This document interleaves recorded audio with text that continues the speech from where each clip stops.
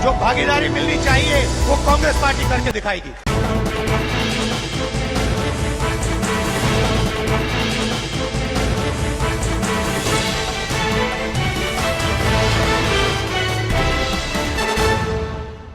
Bharatiya Janata party ने इस बार भी प्रत्याशी चयन से साबित कर दिया कि पार्टी सागर जिले की देवरी विधानसभा को अपनी राजनीतिक प्रयोगशाला मानती आई है।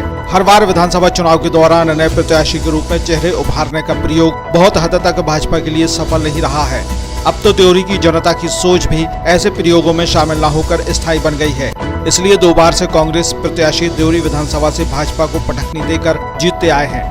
इस बार भाजपा के नए प्रयोग से कांग्रेस में खुशी की लहर है और कांग्रेसी मानकर चल रहे हैं कि लंबे समय से राजनीतिक मुख्यधारा से बाहर रहने वाले और भाजपा के पैराशूट से चुनाव की जमीन पर लैंडिंग करने वाले नेता के आने से इस बार तो हमारे विधायक को वाकूबर मिलना तय है, क्योंकि इस बार तो कांग्रेस के कुनबे वाले चेहरे पर भाजपा ने दांव खेल कर नया प्रयोग रच डाला है।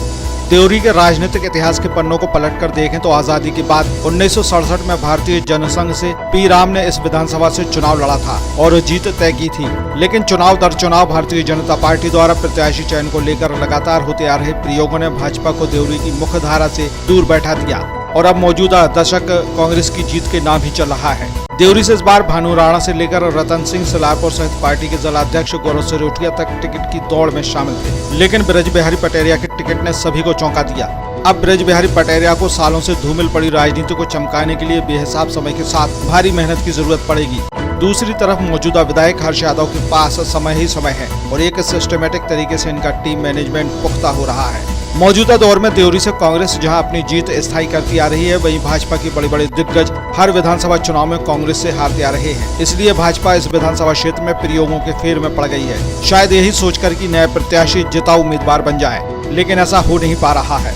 अब इस बार तो कांग्रेस के कुनबे वाले चेहरे पर भाजपा ने दांव खेलकर नया प्रयोग रच डाला है। देखते हैं कितना सफल होता है। प्रदेश के कद्दावर नेता मुख्यमंत्री के अभिन्न मित्र भूपेंद्र सिंह ब्रज बिहारी पटेरिया को भाजपा में लेकर आए हैं, टिकट भी दिला दिया है। इसलिए इस बार इस अभिनव प्रयोग को सफल बनाने की साख को लेकर जमकर चुनावी संग्राम में भाजपा देवरी में कूदेगी। सन 1985, 1993, 1998, 2013 और 2018 ये वो ऐतिहासिक वर्ष हैं जिसमें कांग्रेस ने देवरी से अपना परचम लहराया है। इन ऐतिहासिक वर्षों में 1998 में ब्रज बिहारी पटेरिया का नाम भी शामिल है, जिन्होंने जीत हासिल करके कांग्रेस का परचम लहराया था। कांग्रेस से द्वारका प्रसाद कटारे, भाजपा के परशुराम साहू, कांग्रेस से भगवत सिंह, सुनील जैन, भाजपा के रतन सिंह सलारपुर, भानु राणा और मौजूदा समय में हर्ष यादव, ये वो चेहरे हैं जो अल्पसंख्यक और पिछड़ा वर्ग से आते हैं। यानी सन 1967 से लेकर अभी तक इस विधानसभा क्षेत्र में भाजपा और कांग्रेस की तरफ से ओबीसी वर्ग से जुड़ा प्रत्याशी ही जीत हासिल करता आया है और 2018 से अभी तक कांग्रेस का झंडा देवरी में लहरा रहा है। लेकिन अनुसूचित जाति और पिछड़ा वर्ग बाहुल देवरी विधानसभा में ब्रज बिहारी पटेरिया के रूप में भाजपा का इस बार किया गया प्रयोग कितना सफल होगा, यह जनमत तय कर देगा।